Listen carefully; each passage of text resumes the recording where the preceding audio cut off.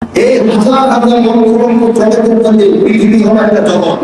এই পৃথিবী নামক জগতের কোটি কোটি সৃষ্টির মধ্যে আমরা মানুষ হলাম একটা সৃষ্টি। কয়টা সৃষ্টি?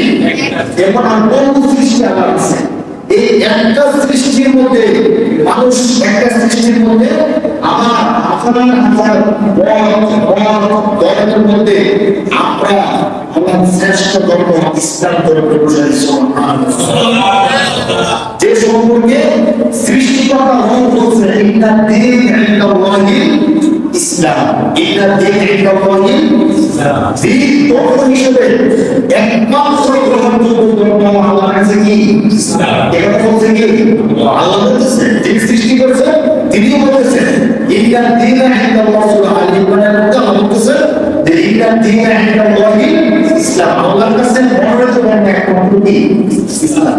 আর আমাদের জন্য সুবিধা হলো আমরা ইসলামের কি অনুসারী।